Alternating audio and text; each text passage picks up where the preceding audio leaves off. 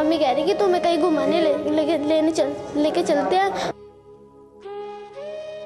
बहन और आगे आगे थे मेरे 2 बहनें और भाई, और मैं मम्मी के पीछे थी। मम्मी ने उन्हें धक्का दे दिया और मैं चिल्लाई तो मम्मी कह रही चलो इन्हें बचा लेते हैं, और मम्मी खुद भी कूद गई।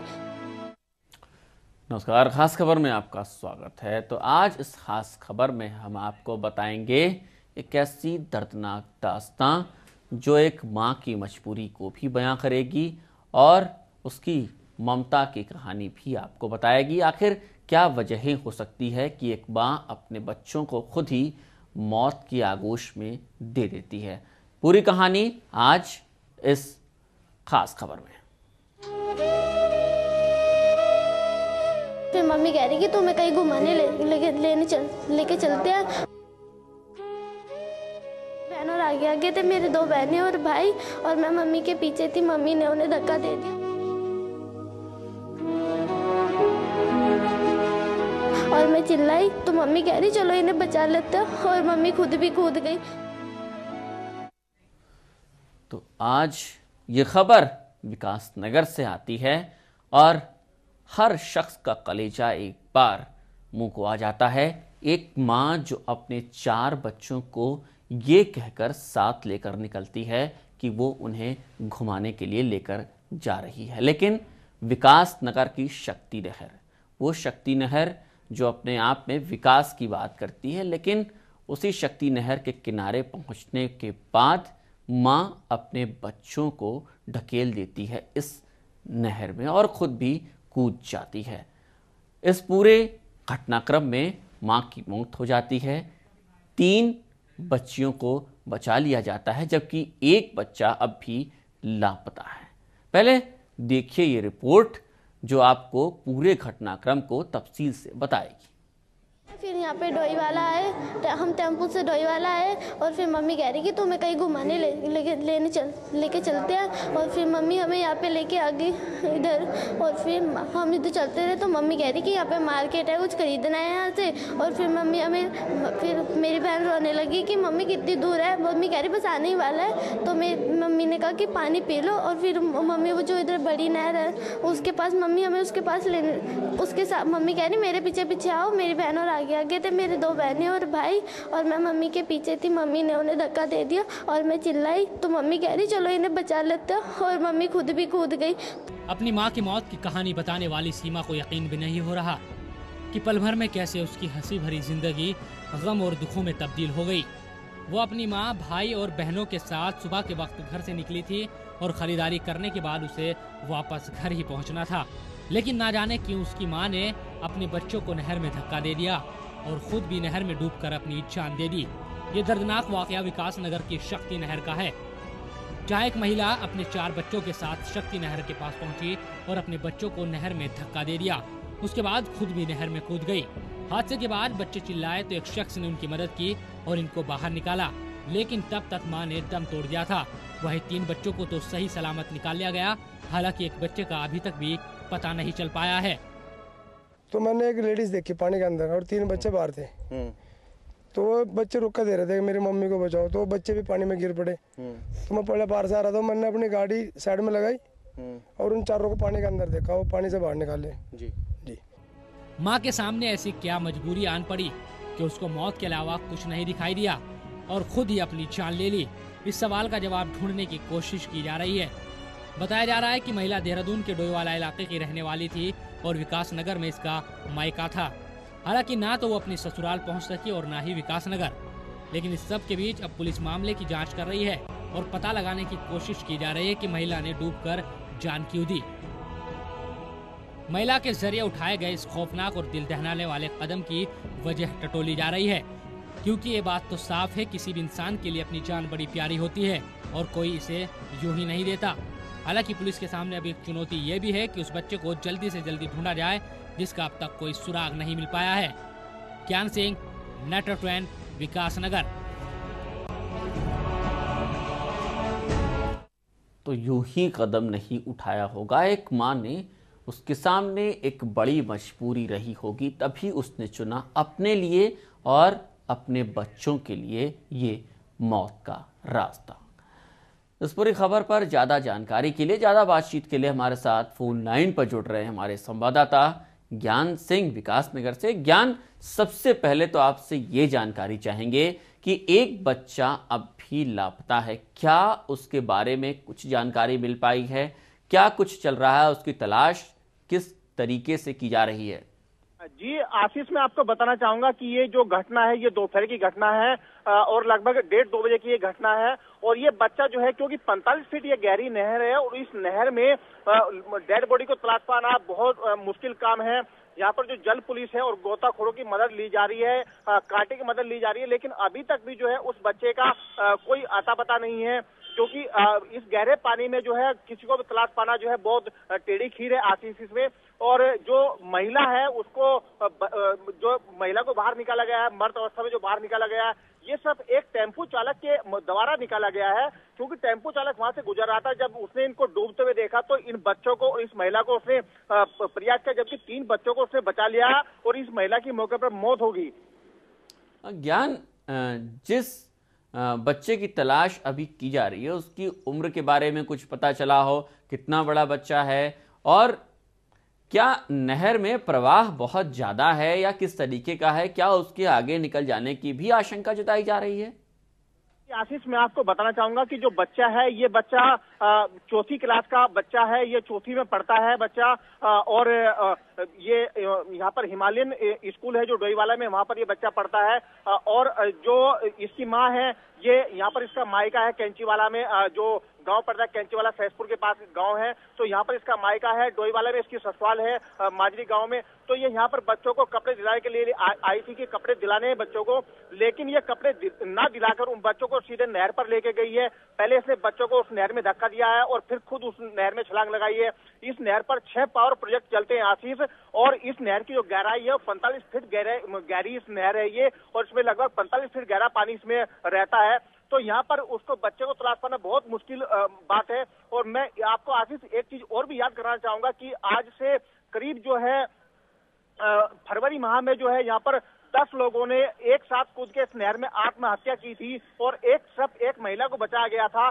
तो ये जो नहर है यहाँ पर जो है, यहाँ पर खुदकुशी का अड्डा बन चुका है आशीष। और इस नहर में न जाने कितने लोगों ने अभी तक आत्महत्या कर चुके हैं इस नहर में। ज्ञान, आपकी परिवार वालों से बात हुई होगी, परिवार वाले आए होंगे महिला के, उनसे आपकी बातचीत हुई? क्या मजबूरी रही, इतना बड़ा कदम उठाया एक महिला ने, और खासतौर पर उसने अपने बच्चों को भी मौत के आगोश में फेंक दिया? क्या वजहें कुछ निकल कर आ पाई हैं? साफ हो पाया है कि इतना बड़ा कदम उठाने के पीछे आखिर कारण क्या थे? जी आशीष, इसमें जो हमारी बच्चों से बात हुई है और उनके परिजनों से बात हुई है, तो परिवार में कोई भी ऐसा नहीं लगता है कि ये कहीं पर भी कोई गृह क्लेश का बात आई हो सामने, या कोई ऐसी परिवार में इंटेंशन वाली बात आई हो। तो कुछ भी ऐसा निकल के अभी तक जो है सामने नहीं आ रहा है। जबकि जो बच्ची है, जो 9th क्लास की बच्ची है जिसको उस नहर से बचाया गया है, उसका खुद का बयान है। सीमा नाम की बच्ची है, तो इसने खुद ये बताया है कि हमें जो मम्मी है वो कपड़े दिलाने के लिए यहाँ पर बहाने पर लेके आई थी और यहाँ पर नहर में हमको उसने धक्का दिया है। तो ये सामने कहीं भी, क्योंकि बच्ची को मॉडिफाई नहीं किया जा सकता, उसको जो है ये नहीं बताया जा सकता कि हाँ भाई उसको किस तरह से बच्ची को बयान दिए हैं। लेकिन जो बच्ची के बयान सामने आए तो उससे लगता है कि कहीं ना कहीं कोई भी ऐसी बात नहीं है। जो पुलिस का अभी जो बयान है, जो पुलिस ने बताया कि कहीं ना कहीं जो ये महिला है, तो इस महिला के पीछे कहीं ना कहीं जो है मानसिक तनाव जरूर है, लेकिन वो मानसिक तनाव क्या है आशीष अभी तक सामने नहीं आया है। अज्ञान, बच्चों की मानसिक स्थिति क्या है इस वक्त? आपकी उनसे मुलाकात हुई होगी, आपने उनसे बात की होगी, जो बच्चियां बचाई गई हैं उनसे कुछ बातचीत में निकल कर आया हो, उनकी मानसिक स्थिति क्या है इस वक्त? आशीष, मैं आपको बताना चाहूंगा कि बच्चों को जब ये इस बात का पता चला कि उनकी माँ जो है वो मर चुकी है और सब वही बच्चे बचे हैं, अकेला भाई था इनका जो राहुल नाम का था, जो अभी तक जिसकी डेड बॉडी नहीं मिली है उस पानी से, तो अकेला ही भाई था। ये 3 बहनें हैं और 1 भाई है, तो अभी तक उसकी डेड बॉडी नहीं मिली है। लेकिन बच्चों की जो मानसिक स्थिति है तो वो बिल्कुल रो रो कर उन बच्चों का बुरा हाल है। यहाँ पर जो बच्चे के जो नाना है, जो मामा है, वो सभी लोग घटनास्थल पर पहुंचे थे, उन्होंने उन बच्चों को अपने पास लिया है। तो सबसे बड़ी बात इसमें आशीष ये सामने आ रही है कि आखिरकार ऐसी क्या मजबूरी थी कि ने इतना बड़ा कदम क्यों उठाया और सब जी। ज्ञान, क्या पति के बारे में पता चल पाया है, क्या करता है, उससे कुछ ऐसी नोकझोंक हुई हो जिसके बाद इतना बड़ा कदम उठाना पड़ा हो? पति के बारे में कुछ मालूमात? जी देखिए, अभी तक जो है उनके जो पति है वो अभी तक यहाँ पर अभी पहुंचे थोड़ी देर पहले, तो अभी तक वो क्योंकि बिल्कुल रो रो कर उनका बुरा हाल है, तो अभी तक उनसे कोई बात नहीं हो पाई है और अभी वो बात करने की स्थिति में भी नहीं है ऐसी, क्योंकि सबसे बड़ी बात है कि अचानक एक इतना बड़ा पहाड़ टूट जाना एक परिवार के ऊपर, तो ये भी एक बहुत बड़ी बात है कि उस परिवार को संभालने के लिए कुछ वक्त तो लगता ही है। आशीष, चलिए ज्ञान सिंह, बहुत शुक्रिया आपका इस तमाम जानकारी के लिए। तो यकीनन वजह बड़ी हुई ही रही होगी जिसकी वजह से एक माँ को इतना मजबूर होना पड़ा कि मौत का रास्ता चुनना पड़ा, ना सिर्फ अपने लिए बल्कि अपने बच्चों के लिए भी। हालांकि अभी इस बारे में तफ्तीश होनी बाकी है कि क्या वजहें रही होंगी इस कदम को उठाने के पीछे, क्या कारण रहे होंगे इस कदम को उठाने के पीछे। लेकिन साफ है कि कारण जो भी रहा हो, बड़ा कारण रहा होगा, तभी माँ ने कैसे रास्ते को चुना। 3 बच्चियों को बचा लिया गया है, एक लड़का जो है अभी वो लापता है, उसकी तलाश की जा रही है। उस शक्ति नहर के प्रवाह में उसकी तलाश की जा रही है। गोताखोर लगे हैं, हालांकि शक्ति नहर में जैसा कि हमारे संवाददाता बता रहे हैं कि प्रवाह तेज होता है, बहुत गहरी नहर है, लिहाजा यहाँ पर जो बच्चा है उसकी तलाश में खासी दिक्कतों का भी सामना करना पड़ रहा है।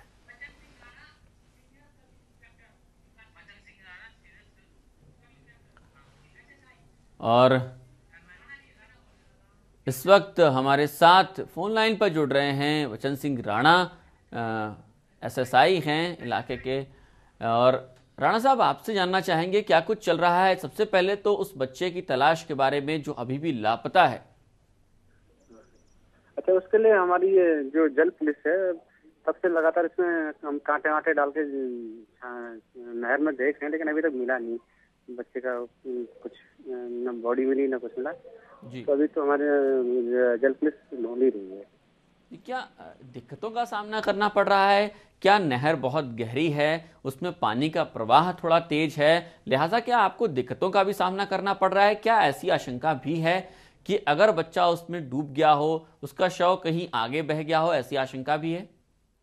वहाँ एक्चुअली पानी तो बहुत गहरा है, क्योंकि नहर दोनों तरफ से उसको स्लोप है, तो बीच में गहरा है वो, साइड से दोनों तरफ ढलान है जी, बीच में बहुत गहरा है। फिर उसमें नीचे जैसे सरिया फरिया ये सारी चीजें भी कांटे में फंस रही हैं, तो उससे मतलब ढूंढ नहीं पा रहे, नहीं हो पा रहा है जी। तो हमारे लगे हैं जल पुलिस वाले, ढूंढ रहे हैं, अभी देखते हैं मिलेगा। राणा साहब, आपकी बच्चों से बातचीत हुई होगी, क्या कुछ निकल कर आ पाया है कि आखिर इतना बड़ा कदम एक महिला ने कैसे उठा लिया? क्या मजबूरी रही होगी? परिवार वालों से आपकी बातचीत हुई होगी, आखिर मौत का रास्ता क्यों चुना, और खास तौर पर अपने बच्चों के लिए भी वो मौत का रास्ता? अब ये बात अभी तक क्लियर नहीं हो पाई। उसके मेरे तरह के पति भी आ गए यहाँ, उनसे जो हमारी डिटेल में बात हुई, बच्चों से बात हुई, तो घर में कोई झगड़े वाली बात भी नहीं आई। सुबह बता रहे घर से कपड़े लेने के लिए गई है बच्चों के लिए, घर से पति से पैसे भी लेके गई है, और दोई वाला से निकली घर से। इसके बाद पता नहीं अचानक यहाँ आ गई कि बच्चों को ये कहा कि उसने कि चलो मैं तुम्हें घुमा लाती हूँ जी। तो नहर पटरी की तरफ चले गए, तो नहर के पास उन्होंने कहा चलो पानी पीते हैं जी। तो उसके बाद उसकी जो बच्ची बता रही है कि माँ ने धक्का दे दिया। अभी हमारी समझ में बात नहीं आ रही, क्योंकि ना कोई घर में बता रहे, कोई तलाक ठेले वाली बात भी नहीं, क्योंकि दोनों बहनें एक ही परिवार में हैं जी। उसकी दूसरी बहन भी एक ही परिवार में, दोनों भाइयों को भी आई है जी। ऐसे कोई झगड़े वाली बात भी नहीं सामने आई अभी तक। राणा साहब, कुछ दिनों पहले की अगर बात करें तो भी एक ऐसा ही वाकया हुआ था, परिवार के कई लोगों ने वहां से खुदकुशी कर ली थी इस नहर में कूदकर, और आज फिर एक वाकया हुआ है। क्या मान लिया जाए कि शक्ति नहर अब एक ऐसी नहर होती जा रही है जो डेड पॉइंट के रूप पर एक मौत की नहर होती जा रही है, जिसमें लोग कूद रहे हैं और अपनी जान दे रहे हैं? और क्या नहीं लगता कि एक कम से कम वहाँ पर कुछ ऐसी तैनाती होनी चाहिए जिससे कम से कम लोग अगर ऐसा कदम उठाते हैं तो उनको रोका जाए? लेकिन अब किसी के मन की था कैसे ले सकता है आदमी कि कौन कब क्या करने वाला है? यकीनन हमें नहीं कहते कोई यहाँ मरने को ले आ रहा जी, बातें ऐसा नहीं है। हाँ राणा साहब, लेकिन इस सब के बीच निगहबानी तो कम से कम हम कर सकते हैं। के लिए हमारी जल पुलिस है यहाँ, जब भी कहीं कोई घटना होती है जी। तुरंत मौके पहुँच के रेस्क्यू काम शुरू कर हो जाता है। चलिए राणा साहब, बहुत बहुत शुक्रिया आपका हमारे साथ जुड़ने के लिए और इस तमाम बातचीत के लिए, इतनी जानकारी के लिए। तो ये थे बच्चन सिंह राणा, SSI हैं इलाके के, और इनके हवाले से खबरें आ रही हैं कि अभी भी तलाश जारी है उस बच्चे की जो लापता है। गोताखोर लगातार नहर में तलाश कर रहे हैं, कांटे डाले गए हैं, जल पुलिस वहां पर लगी हुई है, लेकिन अभी भी शव बरामद नहीं हुआ है। तो यकीनन बड़ा कदम रहा है। महिला ने जो यह कदम उठाया है बेहद मजबूर होके ही उठाया होगा, क्योंकि ये छोटी मजबूरी नहीं रही होगी, कोई बहुत बड़ी मजबूरी रही होगी। हालात, मानसिक हालात कुछ ऐसे रहे होंगे कि आखिरकार उस महिला को जिसने अपने 4 बच्चों को तेज बहती नहर के पानी में ढकेल दिया, जिसमें से 3 बच्चियों को तो बचा लिया, एक गुजरते हुए यात्री ने, गुजरते हुए राहगीर ने, लेकिन एक बच्चा अब भी लापता है। लेकिन इस सबके बीच माँ की मौत हो चुकी है और तमाम सवाल अभी भी तैर रहे हैं उस नहर के पानी में कि आखिर वो क्या वजह थी कि एक माँ ने इतना बड़ा कदम उठाया।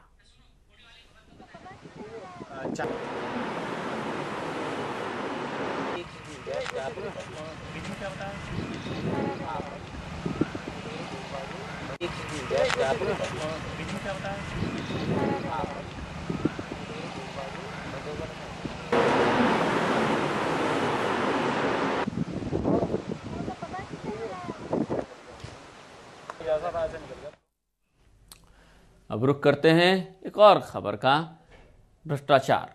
वो भ्रष्टाचार जिसके खिलाफ आवाज़ बुलंद हो रही है पूरे देश में। उत्तराखंड की भी परेशानी भ्रष्टाचार ही बना हुआ है। एक ऐसी परियोजना की बात करते हैं जो एक बेहद महती परियोजना है उत्तराखंड के लिहाज से। पेयजल, पौड़ी इलाके के लोगों को पेयजल उपलब्ध कराने के लिहाज से एक बेहद महती योजना, लेकिन ये योजना भी अब भ्रष्टाचार की शिकार होती नजर आ रही है, भ्रष्टाचार की भीड़ चढ़ती नजर आ रही है। कई साल बीत गए हैं लेकिन ये योजना अब तक पूरी नहीं हो पाई है। ये अपने आप में बेहद महत्वाकांक्षी योजना है। एक बड़ी आबादी पेयजल पा पाएगी, पेयजल उसे उपलब्ध हो पाएगा अगर ये योजना पूरी हो जाएगी। लेकिन कई साल बीत गए हैं, 5 से ज़्यादा साल बीत गए हैं, लेकिन ये योजना पूरी नहीं हो पाई है। और योजना जिस तरीके से चल रही है उससे योजना के बनाने वालों पर और योजना को जो कार्यान्वित करा रहे हैं उन पर सवालिया निशान खड़े होने लगे। देखिए रिपोर्ट। पेयजल किल्लत से जूझ रहे पौड़ी के लिए जब 2003 में करीब 60 करोड़ की लागत से प्रदेश की 72 किलोमीटर लंबी नानघाट पेयजल योजना का काम शुरू हुआ तो ग्रामीणों को उम्मीद जगी कि शायद अब उनके इलाके में पेयजल किल्लत खत्म होगी। लेकिन ये योजना भी भ्रष्टाचार की भेंट चढ़ती दिखाई दे रही है। नेटवर्क टाइम की टीम ने जब निर्माणाधिकार पेयजल योजना की असलियत जाननी चाहिए तो चौंकाने वाली जानकारी सामने आई है। निर्माण स्थल पर जब हमारी टीम पहुंची तो वहां का नजारा हैरान करने वाला था। सारा निर्माण कार्य गुणवत्ता को ताक पर रखकर किया जा रहा है, जो अपने आप में किसी बड़े भ्रष्टाचार की ओर इशारा कर रहा है।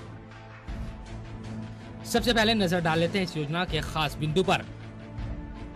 योजना का नाम नानघाट पेयजल योजना, 72 किलोमीटर लंबी पेयजल लाइन, लागत करीब 60 करोड़। निर्माण शुरू हुआ 2003 में, योजना पूरी होनी थी दिसंबर 2011 में। ये योजना 8 सालों बाद भी पूरी नहीं हो पाई है और जो भी निर्माण चल रहा है उसमें भी मानकों को ताक पर रखा जा रहा है। ताक पर रखे मानक जमीन की ऊपरी सतह से ही बनाए जा रहे हैं। 1350 KL के 2 टैंक, जबकि उन टैंकों को सेमीसंक बनाया जाना था। पेयजल लाइन को करीब 1 मीटर तक मिट्टी के नीचे दबाया जाना था, लेकिन पेयजल लाइन के ऊपर सिर्फ कच्ची दीवार बनाई जा रही है। पाइपों में वेल्डिंग के लिए घरेलू गैस सिलेंडरों का इस्तेमाल किया जा रहा है। निर्माण कार्य में गुणवत्ता से किया जा रहा है समझौता।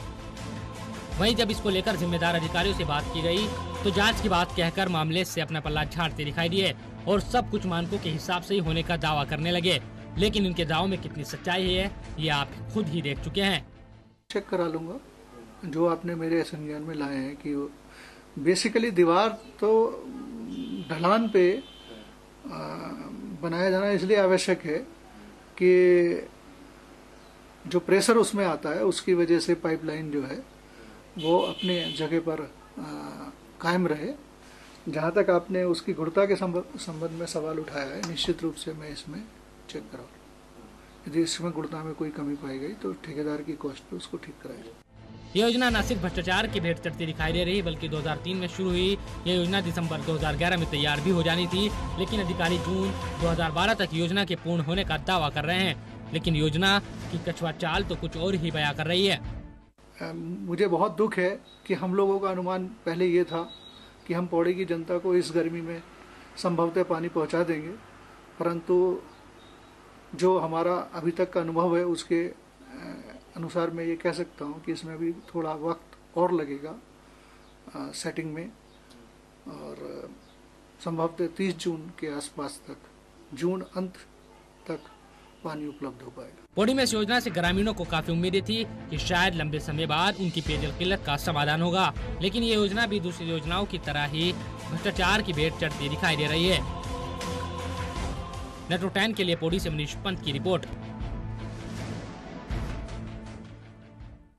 तो दरअसल उत्तराखंड में जो देवभूमि है, उस देवभूमि में आम जनता को पेयजल की भारी दिक्कतों का सामना करना पड़ता है और पौड़ी जैसे इलाके में भी ये दिक्कत लगातार बनी हुई है और इस इलाके के लोगों को, एक बड़ी आबादी को इस योजना से, जो नानघाट योजना है, उस योजना से बहुत लाभ मिलता है। लेकिन जिस तरीके से योजना साल दर साल लेट होती जा रही है, देर होती जा रही है, ऐसे में सवाल खड़ा हो रहा है कि आखिर नीतियां बनाने वाले ये क्यों भूल जाते हैं कि नीतियों को सही समय पर पालन कराना भी उनका ही दायित्व होता है। और जिस तरीके से जो मानक हैं उनको ताक पर रखकर निर्माण कार्य कराए जा रहे हैं, उससे गुणवत्ता पर भी सवाल खड़ा हो रहा है कि जो परियोजना है वो कितने साल ठीक तरीके से लोगों को पेयजल उपलब्ध करा पाएगी, क्योंकि जो मानक बनाए गए थे, जिस तरीके के मानक तय किए गए थे, उन मानकों को कहीं भी फॉलो नहीं किया जा रहा है, उनको लागू नहीं किया जा रहा है। ऐसे में सवाल उठता है कि क्या ये पेयजल योजना महज दिखावे के लिए है या फिर वाकई में गंभीरता से संजीदा होकर हमारी सरकार उत्तराखंड के लोगों को पेयजल उपलब्ध कराना चाहती है। उत्तराखंड की ये विडंबना भी है कि तमाम राज्यों को, बड़ी आबादी को, अन्य राज्यों की बड़ी आबादी को पेयजल उपलब्ध कराने वाला, पानी उपलब्ध कराने वाला ये राज्य, इस राज्य की बड़ी आबादी पेयजल की किल्लत से जूझ रही है। गर्मियों के सीजन में ये पेयजल की किल्लत और भी बढ़ जाती है। लोगों को उम्मीद थी कि जल्द से जल्द ये योजना पूरी हो जाएगी और पौड़ी इलाके की बड़ी आबादी को पेयजल उपलब्ध हो पाएगा, आसानी से उपलब्ध हो पाएगा, लेकिन जो हालात चल रहे हैं वो बेहद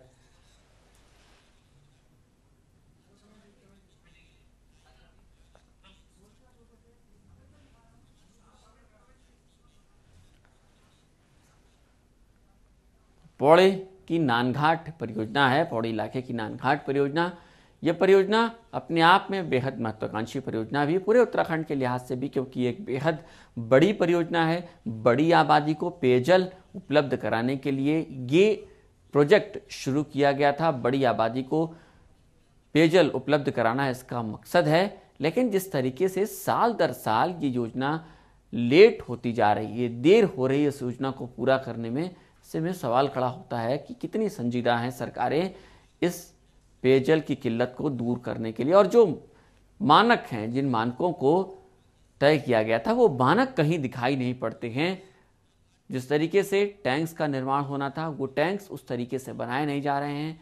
इसके अलावा जो लाइन है, वो लाइन जो बिछाई जा रही है, जो पाइपलाइन बिछाई जा रही है, वो पाइपलाइन जिस तरीके से बिछाए जाने चाहिए थे, वो पाइपलाइन उस तरीके से बिछाई नहीं जा रही है। लगातार देर हो रही है और जो जिम्मेदार अधिकारी हैं वो महज ऐसे ही बयान दे रहे हैं जिससे वो अपना पल्ला झाड़ सकें, लोगों की निगाहों से बच सकें, इससे ज़्यादा कुछ भी नहीं।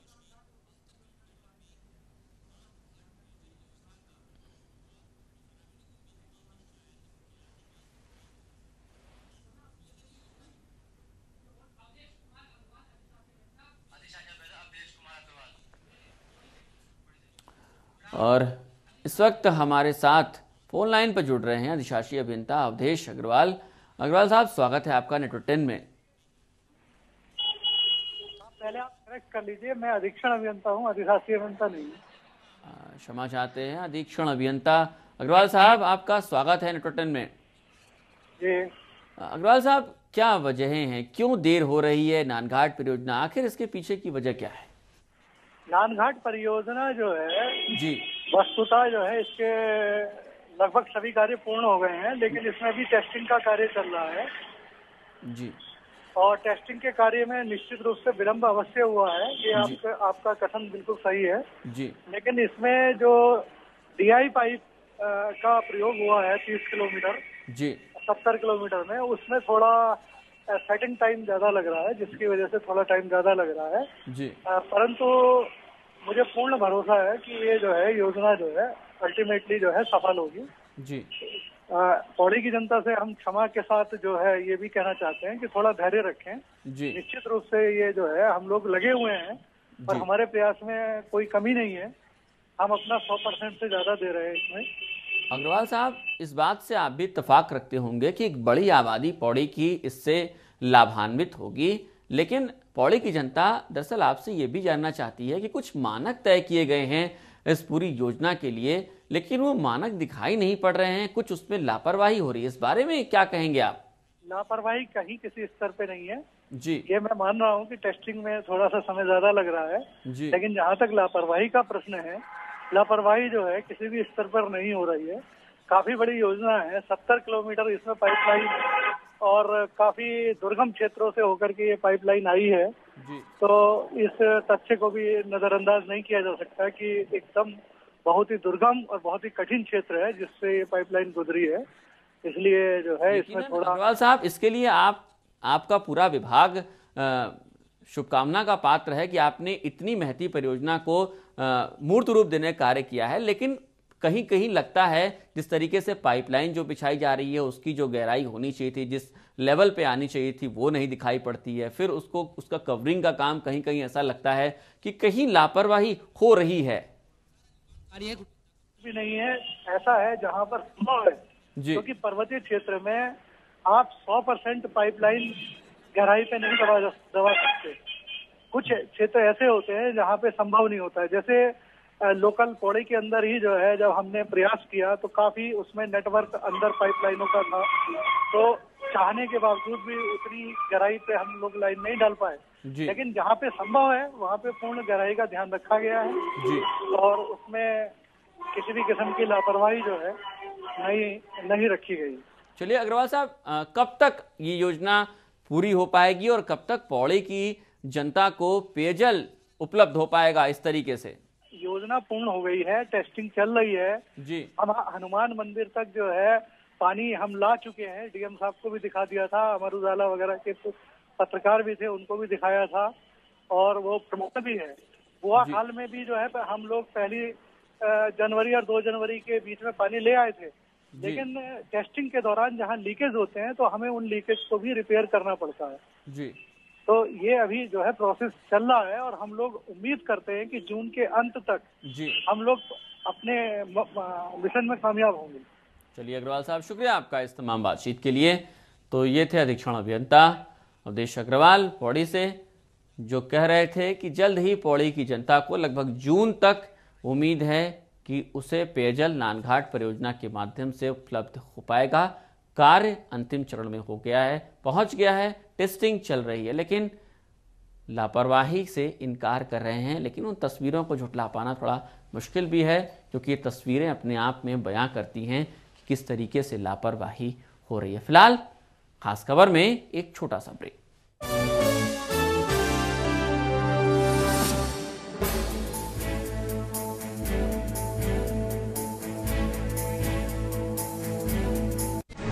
हॉट सीट की असलियत, कैसा चल रहा है मतदान, क्या बोलते हैं आंकड़े, क्या बन रहे हैं समीकरण, देखिए लाइव सुबह 7 बजे से लगातार देवभूमि का महासमर सिर्फ नेटवर्क 10 पर।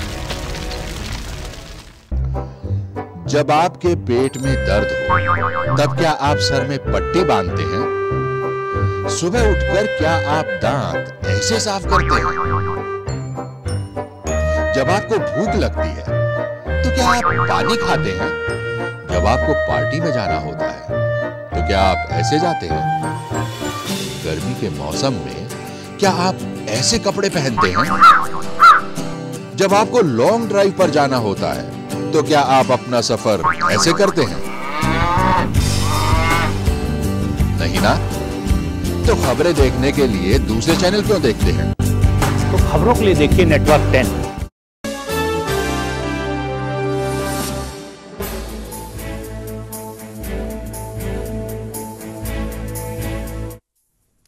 ब्रेक के बाद खास खबर में आपका एक बार फिर से स्वागत है और अब बात करेंगे देहरादून के CMIS की।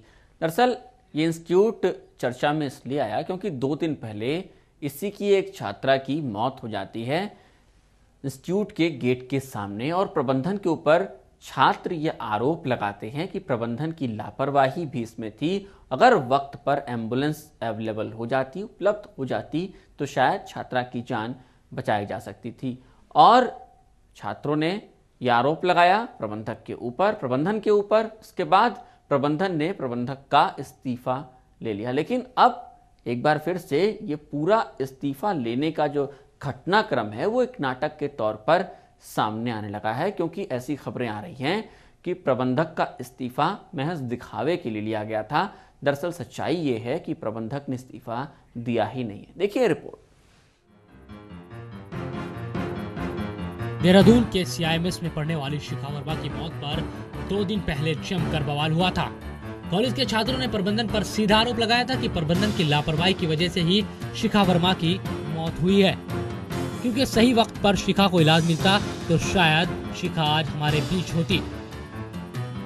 छात्रों के गुस्से को देखते हुए उस दिन कॉलेज के प्रबंधक GS जादव ने ऐलान किया था कि वो अपने पद से इस्तीफा दे रहे हैं। लेकिन ये सब अब नाटक नजर आ रहा है, क्योंकि जादव का इस्तीफा आज तक भी चेयरमैन को नहीं मिला है।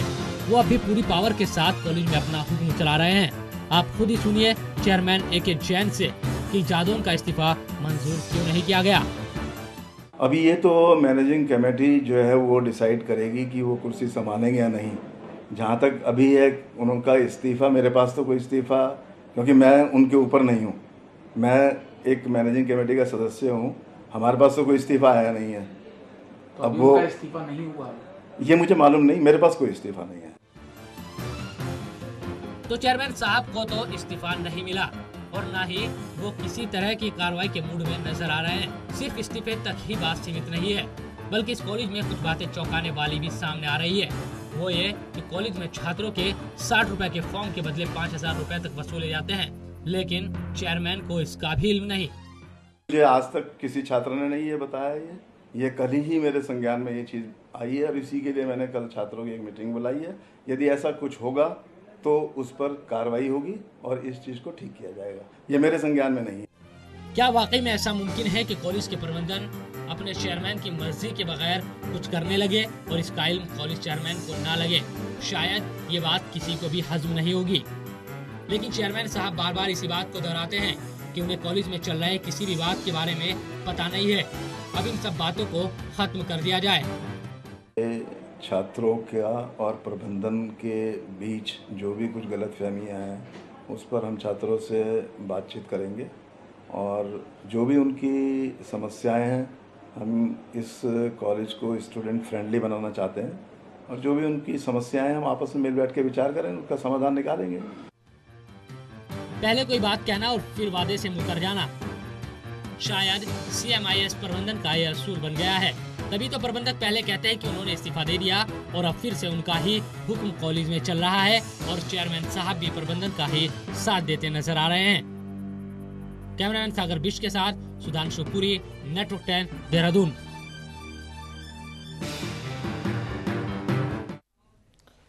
तो CMIS के चेयरमैन की कहते हैं कि उनको कोई इस्तीफा नहीं मिला। ऐसे में सवाल यहाँ पर ये खड़ा होता है कि इस्तीफे की जो बात, प्रबंधक के इस्तीफे की जो बात कल तक हवा में तैर रही थी और ये कहा जा रहा था कि प्रबंधक ने इस्तीफा दे दिया है, तो वो बात, उस बात का आधार क्या था?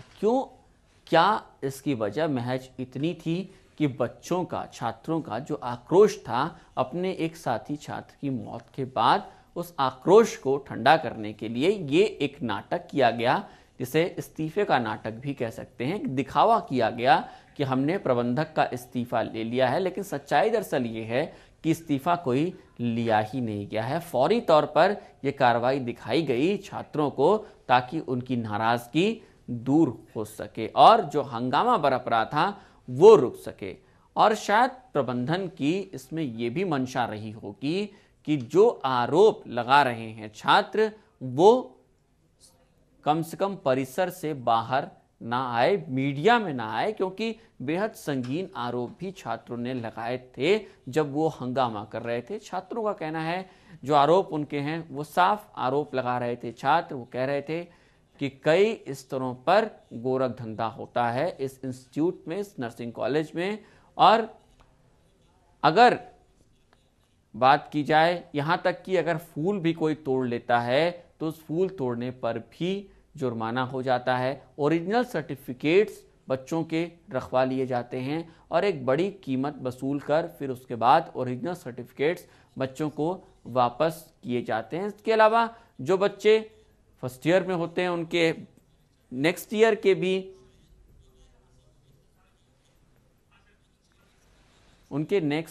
के भी जो फीस होती है उसको भी वसूल कर लिया जाता है पहले ही। तो ये सारे आरोप छात्रों ने लगाए थे और शायद प्रबंधन को इस बात का डर रहा होगा कि कहीं ये बातें सार्वजनिक ना हो जाएं, ये आरोप सार्वजनिक ना हो जाए। इसके अलावा एक बेहद संगीन आरोप भी छात्रों ने लगाया था। वो ये आरोप था कि जो 108 की यानी 108 की निःशुल्क एम्बुलेंस सेवा है उसको कॉल करने पर प्रबंधन छात्रों पर 1000 रुपए का जुर्माना लगाता है। ये भी एक बेहद संगीन आरोप था, क्योंकि जब शिखा की मौत होती है, उस छात्रा जो मौत होती है इंस्टीट्यूट के सामने, ऐसे में छात्र कह रहे थे, उनका आरोप था कि उन्हें 108 की सेवा का लाभ लेने से रोका गया, एम्बुलेंस सेवा का लाभ लेने से रोका गया। और इस वक्त हमारे साथ फोन लाइन पर जुड़ रहे हैं हमारे संवाददाता सुधांशु पुरी। सुधांशु, क्या कुछ आज जिस तरीके से चेयरमैन ने कहा है कि उन्हें तो इस्तीफा मिला ही नहीं, क्या जो कल तक बात तैर रही थी हवा में इस्तीफे की, वो महज एक दिखावा था, एक नाटक था? बिल्कुल सही कहा आशीष कि बिल्कुल पूरी तरीके से ये एक मजाक किया गया है। शिखा वर्मा की मौत का ये मजाक किया गया है सीआईएमएस के द्वारा। सीआईएमएस ने जिस तरीके से उस दिन अपनी गलतियों को स्वीकारा और कहा कि भविष्य में ऐसी गलतियां नहीं होंगी, और उसके साथ साथ ये भी बोला कि अब जो पैसा ले लिया गया है अब पैसा भी नहीं लिया जाएगा, और प्रबंधक का इस्तीफा भी ले लिया है। लेकिन आज जब नेटवर्क 10 से खास बातचीत डॉक्टर अनिल कुमार जैन ने करी तो उन्होंने ये चीज कबूली कि सिर्फ कमेटी में 5 लोग हैं, कोई भी प्रबंधक बनना नहीं चाहता। अगर हम जादौन जी को हटा देते हैं तो कौन प्रबंधक बनेगा? उस कमेटी में सिर्फ 5 ही लोग हैं, 3 मेंबर हैं, 5 लोग हम लोग हैं, हम तो नहीं बनना चाहते हैं। जादौन जी हैं वहां और वही रहेंगे। और इस पर जब हमने उनसे पूछा कि उस दिन तो इस्तीफे की खबर आई थी और इस्तीफे सब ले लिया गया था, तो उन्होंने बोला इस्तीफा मुझे तो नहीं मिला ना, किसी कमेटी को नहीं मिला, पुलिस को मिला है और छात्रों ने अपने पास इस्तीफा रख लिया, तो क्या इस्तीफा उनका मान लिया जाएगा? कुल मिलाकर के यही कहा जाए कि ये पूरी तरीके से शिखा वर्मा की मौत का मजाक बना दिया गया है और उसमें कोई भी जिम्मेदारी अपने लेने को तैयार नहीं है। जब उनसे ये भी बात करी कि 20 मिनट तक वो तड़पती रही, क्या एम्बुलेंस उसको दी गई? तो उन्होंने बोला कि एम्बुलेंस 2 लोगों के इलाज के लिए दून अस्पताल गई थी, जबकि सच ये है कि वहीं छात्रों का कहना था कि कॉलेज में ही एम्बुलेंस खड़ी थी और एम्बुलेंस दी तक नहीं गई थी। कुल मिलाकर के ये कहा जाए कि सीआईएमएस प्रशासन पूरी तरीके से शिखा की मौत का मजाक बना दिया है, छात्र छात्राओं के साथ मजाक कर रहा है, इसमें कोई गुरेज नहीं। जी आशीष। सुधांशु, इस बीच आज छात्रों की क्या हालत रही? छात्रों की लगातार मांग है कि प्रबंधन के ऊपर कार्रवाई की जाए, आज छात्रों का क्या रवैया रहा? देखिए आशीष, मैं आपको बताऊं कि परसों से ये मैटर चल रहा है जिसको लेकर छात्र भड़के हुए हैं। जब हम लोग गए थे तो उनकी जब हालत देखी मैंने कि 5 कमरों में 50 लोग रह रहे हैं, उनका गुस्सा फूट चुका था, पूरा एक एक करके बात वो अपनी बोल रहे थे, खोल रहे थे प्रशासन की, और वो बस इसलिए अपना डाल करके कि ये हमें फेल ना कर दें। कुल मिलाकर के उनके बीच एक आश्वासन था कि हमारा ये प्रबंधक हटाया जाएगा, प्रिंसिपल हटाया जाएगा और मैनेजमेंट चेंज किया जाएगा। इतनी बड़ी घटना हुई है। लेकिन आज जब नेटवर्क 10 ने डॉक्टर अनिल कुमार जैन सचिव जो हैं उनसे बात करी तो उनमें साफ तौर पर जाहिर हो गया कि पूरी तरीके से सीआईएमएस प्रशासन लापरवाही में बरत रहा है और अपने प्रबंधक को बचाना चाहता है। जबकि उन्होंने ये भी बोला कि कल हम लोगों की 12 बजे क्लोजली मीटिंग है, हम लोग तय करेंगे कि डॉक्टर जादौन से छात्रों का क्या नुकसान है। उनको समझाएंगे कि उस वक्त डॉक्टर जादौन तो मौजूद भी नहीं थे, जो उनसे वो खफा हैं, इसलिए प्रबंधक वही रहेंगे, प्रबंधक और कोई रहेगा नहीं। आखिर बताइए प्रबंधक किसे बना दिया जाए। कुल मिलाकर के ये कहा जाए, एक तरफ तो ये कह रहे हैं कि ये मान रहे हैं कि जो वसूली हो रही है। सुधांशु, बच्चे इस बीच क्या कह रहे हैं? बच्चों से आपकी बातचीत हुई होगी, बच्चों का क्या रवैया है? क्या वो अभी भी आक्रोशित हैं? क्या उनके अंदर नाराजगी अब भी है? क्या अगला कदम उठा सकते हैं? क्योंकि अगर देखा जाए तो उनकी जो पहली मांग है उसको सिरे से खारिज कर दिया है प्रबंधन ने, प्रबंधक को हटाने से इनकार कर दिया। ऐसे में बच्चे क्या कदम उठा सकते हैं? कि परसों से बच्चे अपने आक्रोशित हैं और अपनी बातों को रख रहे हैं, लेकिन प्रबंधक उन्हें मना रहा है और उनको जो है टैकल करने की कोशिश कर रहा है। कहीं ना कहीं उन पर दबाव भी बनाया जा रहा है कि 3 दिन से हॉस्टल को बंद कर दिया गया, बच्चों को बाहर निकाल दिया गया, खाना नहीं दिया गया। कुल मिलाकर के ये कहा जाए पूरी तरीके से तानाशाही चल रही है CIMS की। और आज जब हम लोगों ने उनसे बात करी, उन्होंने भी अपनी बातों में जाहिर कर दिया कि कहीं ना कहीं पूरी तरीके से सब लोग मिले हुए हैं, ये तो मान रहे हैं कि वहां वसूली हो रही है। अब वो ये भी कह रहे हैं कि कल की मीटिंग के बाद जो पैसा लिया गया है, अब वो हर चीज पर रोक लगेगी, पैसा नहीं लिया जाएगा। कुल मिलाकर ये कह सकते हैं कि पैसा लिया जा रहा था, ये सबके संज्ञान में है। लेकिन उन्होंने ये भी कहा कि मैं साल भर में एक बार जाता हूँ और मुझे कुछ भी नहीं मालूम है कॉलेज के बारे में। लेकिन अगर प्रबंधक को सब कुछ मालूम था तो प्रबंधक को वापस क्यों रखा जा रहा है, यही सबसे बड़ा प्रश्न उठ रहा है। जी हफीज। सुधांशु, और भी कई संगीन आरोप लगाए थे। छात्रों ने फीस ज़्यादा लेने की बात आई थी, इसके अलावा जल्दी ले लेने की बात आई थी, ये तमाम आरोप भी लगाए थे। इसके बारे में चेयरमैन से आपकी बात हुई होगी, क्या कुछ कहा चेयरमैन ने इन आरोपों के जवाब में? हमारी छात्रों से परसों से लगातार बात हो रही है, तो वो यही कह रहे हैं कि हम एक फूल पत्ती तोड़ लेते हैं, 500 रुपए ले लेते हैं, 108 नंबर पे फोन मिलाते हैं, 1000 रुपए ले लेते हैं, ओरिजिनल सर्टिफिकेट जमा कराने के नाम पर 30,000 रुपए ले लेते हैं। तो जब हमने इस पर उनसे बात करी कि छात्रों का ये आरोप है, तो वो कह रहे हैं कि छात्र तो आरोप लगाएंगे ही, पहले क्यों नहीं आया मेरे पास कोई शिकायत लेकर के। लेकिन सच तो ये छात्रों ने ये भी कहा, ये बात बात पर फेल करने की धमकी देते हैं। हम लोग गरीब परिवार के हैं, यहाँ के कोर्स कर रहे हैं, इतना लाखों रुपया खर्चा कर रहे हैं, अगर हम फेल हो गए तो हमारे परिवार का क्या होगा, इसलिए हम मजबूरन यहाँ कर रहे हैं। हमारी अभिभावकों से भी बात हुई, वो भी मजबूर हैं, लेकिन किसी को ये मजबूरी नहीं दिख रही है। पूरी तरीके से धन उगाही का खेल चल रहा है। लेकिन जहां देखा गया था कि प्रबंधक इस्तीफा होगा, वहां प्रबंधक का इस्तीफा भी नहीं लिया गया। कुल मिलाकर के ये कहा जाए मामला ठंडे बस्ते में चला जा चुका है और कोई भी इस जिम्मेदारी को लेने को तैयार नहीं है। पूरी तरीके से प्रशासन, CIMS प्रशासन पूरी तरीके से पूरे मामलों में लिप्त है और वो कहीं से भी प्रबंधक को हटाने के विचार में नहीं है, ना वो प्रिंसिपल को हटाना चाहता है। उन्होंने ये भी कह दिया कि प्रिंसिपल बहुत कम मिलते हैं MSc के, हम बताइए कैसे हटा दें। कुल मिलाकर के यही कहा जा सकता है कि सब लोग मिले हुए हैं इसमें और कोई भी कुछ भी करने को तैयार नहीं है और शिखा वर्मा की एक मौत सबके लिए एक मजाक बन के रह गई है। जी हिमांशु, शुक्रिया आपका इस तमाम बातचीत के लिए। तो यकीनन जिस तरीके से CMIS प्रबंधन ने अपना रवैया अपना रखा है वो बेहद विडंबनापूर्ण है। एक छात्रा की मौत होती है, उसके बाद जो साथी छात्र हैं और तमाम छात्र हैं इंस्टीट्यूट के, वो आक्रोशित होते हैं, आंदोलित होते हैं, बेहद संगीन आरोप लगाए जाते हैं इंस्टीट्यूट के प्रबंधन के ऊपर। धन-उगाही की बात सामने आती है और उसके बाद एक नाटक किया जाता है कि प्रबंधक का इस्तीफा ले लिया गया है। लेकिन आज ये खबर आती है, महज 24 से 48 घंटों के बीच में यह खबर आती है कि इस्तीफा तो कहीं दिया ही नहीं गया है और ना ही किसी को मिला है। यानी साफ है कि छात्रों की नाराज़गी को फौरी तौर पर, तात्कालिक तौर पर दूर करने के लिए ये इस्तीफे का नाटक किया गया और छात्रा की मौत भी ऐसे में कहीं न कहीं मजाक बन गई है, क्योंकि वहाँ भी एम्बुलेंस को वक्त पर न बुलाने का आरोप छात्रों ने लगाया है प्रबंधन के ऊपर। और भी तमाम आरोप लगाए हैं छात्रों ने प्रबंधन के ऊपर। धन-उगाही की बात करता है छात्र समुदाय, लेकिन इसके जवाब में प्रबंधन कोई ठोस जवाब नहीं दे पाता है।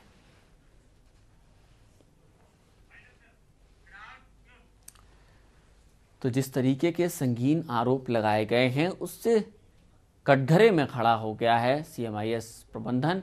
अब देखना यह है कि इन आरोपों का किस तरीके से ऐसा जवाब देता है ये प्रबंधन, ताकि छात्रों की नाराज़गी सही तौर पर दूर हो पाए। फिलहाल खास खबर में इतना ही, मुझे दीजिए इजाजत। नमस्कार।